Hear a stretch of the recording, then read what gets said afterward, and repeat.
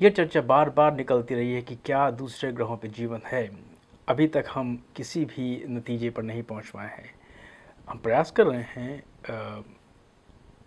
अक्सर हम सुनते रहते हैं कि किसी बाहरी ग्रह पर ऐसी परिस्थितियां हैं जहां पे जीवन की संभावना हो सकती है। विज्ञान कथाओं में बहुत सी कल्पनाएं की गई हैं दूसरे ग्रहों पे किस तरह का जीवन होगा और किस तरह से वह इंसानों से मिलेंगे। जीवन की इस खोज में जो सबसे मूल प्रश्न है मेरे हिसाब से वो ये है कि जीवन है क्या। हम किसे मानते हैं जीवन, और जिसकी चीज़ की हम खोज कर रहे हैं वो है क्या। हम तो अभी ये तक नहीं जानते कि आत्मा क्या होती है, हम खुद कैसे ज़िंदा रहते हैं और क्यों हमारी मृत्यु हो जाती है। मेरे विचार से अगर सांस लेना, भोजन करना और अपना प्रजनन करके अपनी प्रजाति की वृद्धि करना एक परिभाषा हो सकती है जीवन की, तो फिर तो बहुत से सूक्ष्म जीव हैं, जीव जंतु हैं जो ऐसी परिस्थितियों में जी रहे हैं जिसकी कल्पना भी नहीं की जा सकती। चाहे वो अत्यंत ठंडा वातावरण हो या भीषण गर्मी हो। वैज्ञानिकों ने पता लगाया है कि बहुत ही शीतल और बहुत ही गर्म जगहों पर भी जीवन पनपा है। तो क्या हम इस तरह के जीवन की बात कर रहे हैं? अगर हम इस तरह के जीवन की बात कर रहे हैं तो ब्रह्मांड में ऐसी परिस्थितियां तो बहुत सारी हैं अलग अलग ग्रहों पर, बल्कि हमारे अपने सौरमंडल में बहुत से ग्रह हैं जहां पर इस तरह की संभावनाएं हो सकती हैं।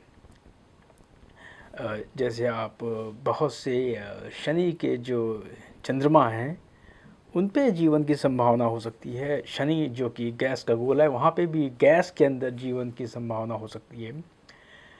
और उसके अलावा बहुत से अन्य ग्रह हैं जहाँ पे जीवन की संभावनाएं हो सकती हैं। अभी तो हमने खंगाला ही नहीं है। अभी तो हम ये तक नहीं जानते कि जो हमारा अपना महासागर है उनके तल में किस तरह के जीव जंतु हैं। और हम तो एक ग्रह की बात करें जिस पे हम खुद रहते हैं, बहुत सी चीज़ें ऐसी हैं इस ग्रह पे, हम उन तथ्यों को नहीं जानते। हमारा विज्ञान अभी उनके उत्तर ढूंढने में सक्षम नहीं हो पाया है। तो लौट के हम उसी बात पे जाते हैं कि जीवन है क्या। और अगर हम दूसरे ग्रहों पे जीवन ढूंढ रहे हैं तो किस जीवन को ढूंढ रहे हैं? मेरे विचार से हम अपने जैसे जीवन को ढूंढ रहे हैं जो हमारे जैसा हो। और ये जो पश्चिम से आया हुआ विज्ञान है उसकी सीमा भी है। वो एक तरह से एलोपैथी है, वो चीज़ों को तोड़ के अलग अलग करके देखता है बजाय इसके एक साथ रख कर देखें। हम मानव हैं, हम अगर बहुत से पशुओं को लें तो वो पशु इस दुनिया को बिल्कुल ही दूसरी नज़र से देखते हैं। हो सकता है इस दुनिया को जिस तरह से हम देख रहे हैं ये दुनिया वास्तव में वैसी हो ही ना। ये हमारा अपना, जिसे अंग्रेज़ी में कहते हैं परसेप्शन है, क्योंकि जो हम देखते हैं वो आँखें नहीं देखती, वो मस्तिष्क देखता है। चाहे वो प्रकाश हो, चाहे वो रंग हो, चाहे वो आकार हो, ये दिमाग हमें बताता है कि ये ऐसा है। जब छूते हैं तो हमें लगता है कि हाँ ये गोल है। वास्तव में गोल है क्या? ये हमने हमारी चेतना, हमारे मस्तिष्क ने उस भ्रम को पैदा किया है।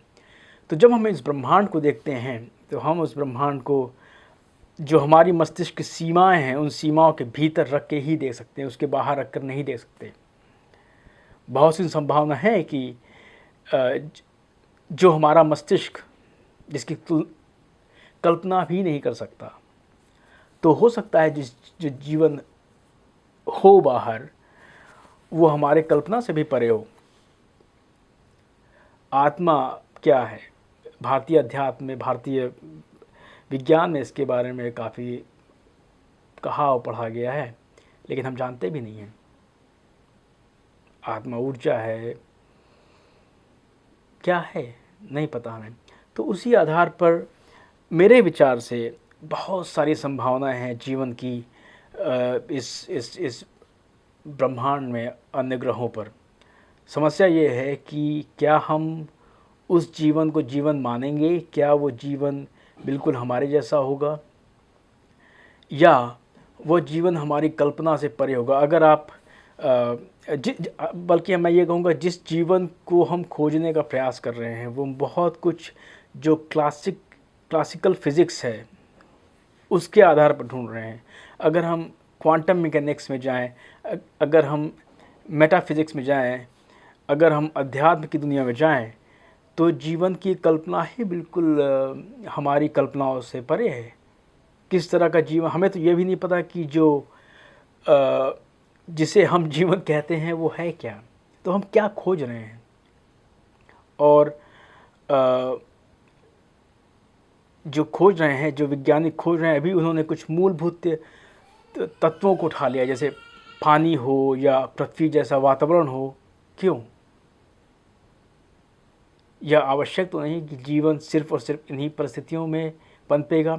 हाँ, वैज्ञानिकों के पास इतनी असीम संभावनाएं हैं, उनको उसे बहुत ही नैरो करना है ताकि वो खोज सकें उस दिशा में। अन्यथा तो आप, जैसे अगर आप खुले में हैं और आपको कहीं जाना है, आपको कोई ना कोई एक रास्ता तो पकड़ना पड़ेगा ना, वरना तो आप चारों तरफ दौड़ते रहेंगे और कहीं भी नहीं पहुंचेंगे। तो वैज्ञानिक जो कर रहे हैं वो सीमित ज्ञान को देखते हुए ठीक काम कर रहे हैं, लेकिन जो विज्ञान तथा लेखक हैं या अन्य लोग हैं उनके सामने तो असीम संभावनाएं हैं।